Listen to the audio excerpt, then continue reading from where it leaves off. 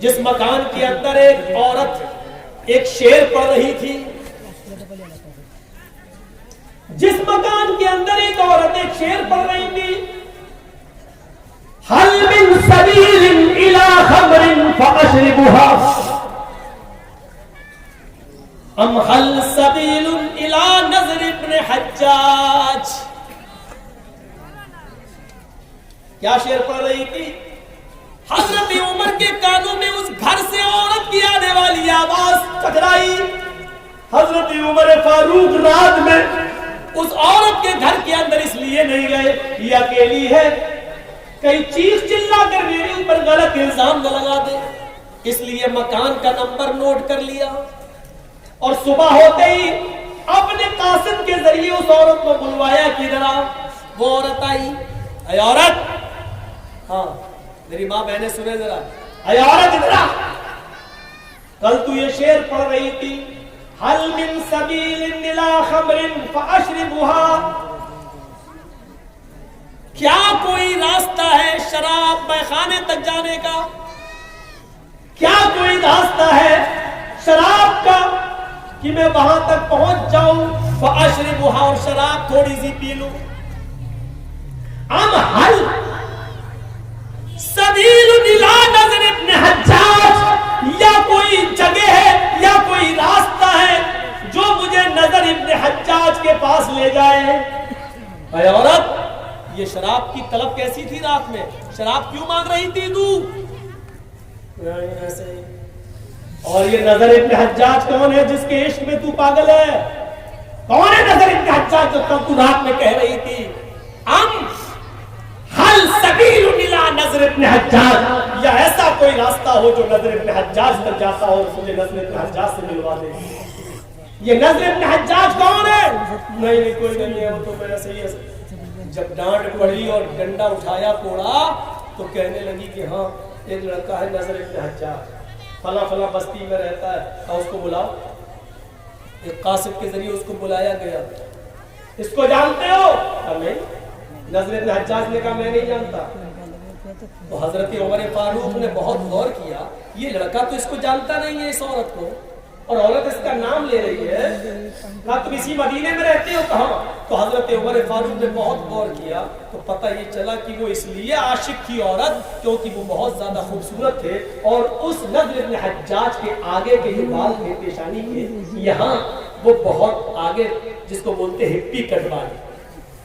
یہ بہت سے لوگ نا ادھر تک بال رکھتے ہیں نا، کبھی کبھی ایسے کرتے ہیں. یہ آگے کے بال بڑے خطرناک ہیں. کبھی کبھی ٹی وی پر آپ کوئی ڈرامہ دیکھتے ہیں، یہ اسٹائل ہوتی ہے بار بار ایسے کرنے کا، تو یہ پیشانی. تو کہا ہے نظر ابن حجاج تمہاری کوئی غلطی نہیں ہے، لیکن تمہارے بالوں کے فتنے نے مدینے کی عورتوں کو فتنے میں ڈال دیا.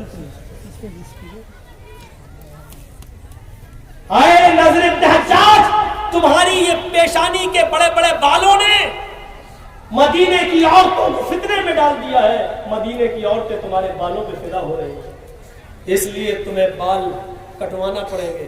کہا ٹھیک ہے میں کٹوا لوں گا. تم کیوں کٹواؤ گے؟ اب تو میری نظروں کے سامنے آ گئے. بیٹھو. حجام کو بلایا تو پورا ٹکلا کرے، بالکل ویسے ہی کر دیا جیسے ہمارے اس دیش کے، نہیں بولے بولتا مالدہ میں ہوں کہ سٹاوا میں ہوں. وہ سمجھ گئے ہوں گے آپ کون کون ہے. چلو مہاتما گاندھی سمجھ گئے، نام نہیں لیں. بالکل ٹکلا کر دیا ان کو. حجام آیا اس طرح چلا کے پورا ٹکلا کر. اب حضرت عمر فاروق نے ان کے اوپر ایک امامہ باندھ دیا، صافہ. لیکن خدا کی قدرت دیکھو، جب امامہ باندھا تو وہ پہلے سے اور زیادہ خوبصورت لگنے لگے. ہوتا ہے اب جب امامہ باندھا تو وہ پہلے سے زیادہ خوبصورت. پہلے تو ایک عورت مر رہی تھی، اب 10 مرنے لگی. حضرت عمر نے ان کو دوبارہ بلایا، کہا نظر ابن حجاج، تمہارے حسن و جمال نے، تمہاری خوبصورتی نے ہی مدینے کی عورتوں کو فکرے میں ڈالا. اب تمہارا ایک ہی علاج ہے. کہا کیا؟ کہا تمہیں اس شہر سے نکالا جائے. حضرت عمر جڑ کاٹتے تھے برائی کی جان، نہ تم رہوگے نہ مدینے کی عورتیں فتنے میں پڑیں گی۔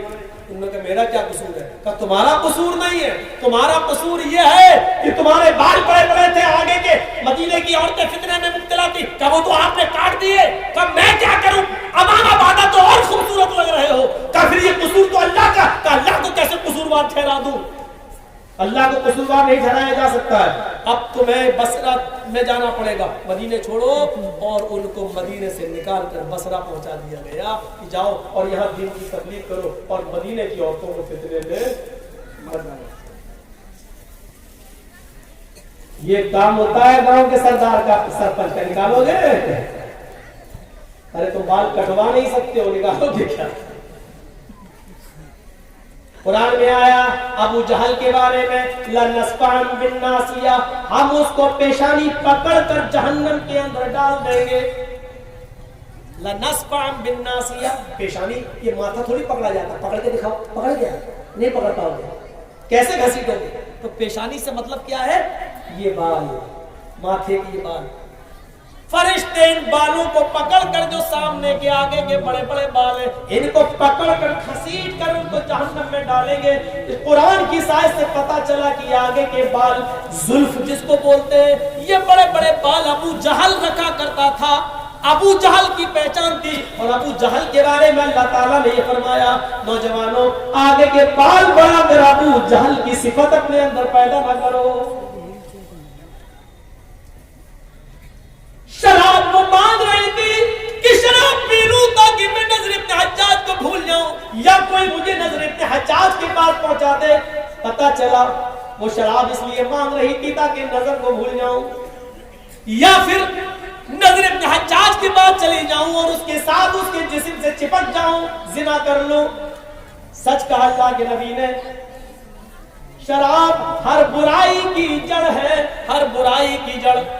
سنن نسائی کی ایک روایت موجود ہے، سنن نسائی کی ایک روایت موجود ہے، حضرت عثمان غنی اس حدیث کے راوی ہیں، فرماتے ہیں کہ قوم بنی اسرائیل کے اندر ایک بہت پکا بڑا پرہیزگار عابد عبادت گزار تھا، جس نے اپنی پوری زندگی اور عبادت میں گزار دی۔ اس علاقے کے اندر، اس بستی کے اندر ایک بدکار عورت رہا کرتی تھی جس کا شوہر مر گیا، بیوہ تھی، اور وہ نوجوان لوگوں کو تلاش کیا کرتی تھی۔ اس کی نظر اس عابد پر پڑ گئی، اس عبادت گزار پر پڑ گئی۔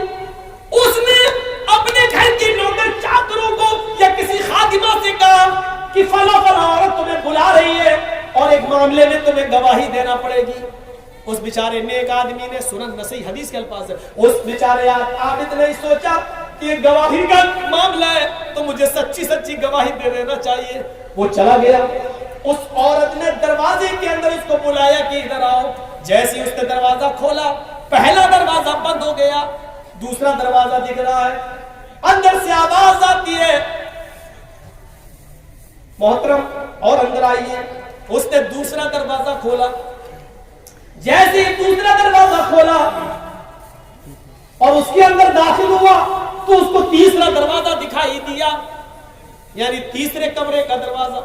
اندر سے آواز آتی ہے، ایک اور دروازہ پار کیجئے۔ وہ آگے بڑھا اور اس نے تیسرا دروازہ کھولا تو کیا دیکھتا ہے، تین دروازے کھولنے کے بعد جو کمرہ ملتا ہے، اس کمرے کے اندر ایک بہت ہی خوبصورت عورت بیٹھی ہوئی ہے، اس کے پاس ایک نوجوان خوبصورت لڑکا ہے، اور اس عورت کے پاس شراب کی ایک بوتل بھی، ایک برتن بھی شراب سے بھرا ہوا رکھا ہے۔ اس عورت نے کہا، میں نے کوئی گواہی دینے کے لیے تمہیں نہیں بلوایا ہے، آج تمہیں 3 کاموں میں سے ایک کام کرنا پڑے گا۔ اس نے کہا، کون سا کام؟ کہا، یا تو اس لڑکے کو قتل کرو جو نوجوان ہے، اٹھاؤ یہ تلوار چھری اور اس لڑکے کو قتل کرو۔ اس نے کہا، بھائی یہ کیسے ہو سکتا ہے، اس نے میرا کیا بگاڑا، میں ناحق کسی کو قتل کیوں کروں؟ کہا، اچھا نہیں کر سکتے ہو، کہا نہیں، تو پھر میرے ساتھ زنا کرو۔ اس خوبصورت عورت نے کہا کہ پھر میرے ساتھ جسمانی تعلقات قائم کرو، مجھ سے ملو۔ اس نے کہا، یہ تو حرام ہے، میں کیسے تم سے زنا کر سکتا ہوں، میری پوری زندگی نمازوں میں گزر گئی، تہجدوں میں گزر گئی، اللہ کی عبادت میں گزر گئی، اس نے کہا یہ بھی نہیں کر سکتے ہو تو یہ پھر شراب پیو۔ نوجوانوں، شراب کا نقصان میں تمہیں بتانا چاہتا ہوں، اس لیے میں نے اس حدیث کو پڑھا ہے آپ کے سامنے، سنن نسائی۔ اس آدمی نے جو پکا نمازی تھا، عبادت گزار تھا، یہ سوچنے لگا کہ میں تو پھنس گیا، باہر جانے کا کوئی راستہ نہیں ہے۔ تھوڑی دیر کے لیے اس نے چھری اٹھا لی، پھر سوچا کہ اس لڑکے کو قتل کر دوں، کہا نہیں یہ زیادہ بڑا گناہ ہے۔ پھر اس نے سوچا قتل کے بعد سب سے بڑا گناہ تو زنا ہے، یہ بھی بڑا گناہ ہے، لیکن آج میں پھنس ہی گیا ہوں تو اپنی جان بچائی جائے، اس لیے چھوٹا گناہ کر لیتا ہوں، شراب پی لیتا ہوں۔ شراب پینے میں پھر کیا حرج ہے؟ اپنی جان بچانے کے لیے کم سے کم اس لڑکے کے قتل کا گناہ گار تو نہیں ہوگا اور اس عورت سے زنا تو نہیں کروں گا۔ ایک چھوٹا گناہ قتل اور زنا کے مقابلے میں تو کم سے کم چھوٹا گناہ ہے۔ اس نے کہا ٹھیک ہے، پھر اس نے وہ پورا کا پورا برتن جو شراب سے بھرا ہوا تھا اس کو پی لیا۔ جس نے کبھی شراب نہ پی ہو، ایک دم اس کے دماغ پہ وہ شراب چڑھ گئی۔ پھر اس عورت نے شراب کے نشے میں اس کو اور چڑھایا، پھر اس نے وہ چاقو اٹھایا اور شراب کا نشہ جب بہت زیادہ چڑھ گیا تو شراب کے نشے میں اس نے اس نوجوان لڑکے کا قتل بھی کر دیا۔ اس کو قتل کرنے کے بعد اس عورت نے اس شرابی کو، اس شراب پینے والے عابد کو اس نے اپنے اوپر چڑھایا اور اس کے بعد اس نے اپنے جسم کے کپڑے اتار دیے اور اس نے شراب کے نشے میں اس عورت کے ساتھ زنا بھی کر لیا۔ میرے بھائیوں، یہ پوری حدیث سنن نسائی کے اندر عثمان غنی رضی اللہ تعالیٰ عنہ سے روایت ہے، پوری منقول ہے۔ اب آئیے اس واقعے کو سامنے رکھ کر دیکھیے کہ پہلے تو وہ قتل بھی نہیں کرنا چاہتا تھا، وہ زنا سے بھی اس نے منع کر دیا تھا، لیکن جب اس نے شراب پی تو شراب کے نشے میں چور ہو کر اس نے قتل بھی کر ڈالا، زنا بھی کر ڈالا، اور شراب تو پہلے ہی پی رکھی تھی۔ یعنی ابھی تو ایک گناہ نہیں کرنا چاہتا تھا، شراب پی کر اس نے تینوں گناہ کر ڈالے ہیں۔ سچ کہا اللہ کے رسول نے، شراب مت پینا، فَإِنَّهُ رَأْسُ كُلِّ فَاحِشَةٍ، یہ شراب ہر برائی کی جڑ ہے۔ شراب پینے والا پھر زنا بھی کرتا ہے، شراب پینے والا قتل و قتال بھی کرتا ہے، اور شراب کے نشے میں جو لوگ دھت ہیں اور نالیوں میں پڑے رہتے دیکھیے، وہ اپنے گھروں میں آ کے اپنی ماں کو گالی دیتے ہیں اور اپنی بہن کو بھی گندی گندی گالی دیتے ہیں۔ میرے بھائیوں، وہ اپنی بیٹیوں کو بھی گالی دیتے ہیں، کیونکہ شراب انسان کو اس مقام پر پہنچا دیتا ہے۔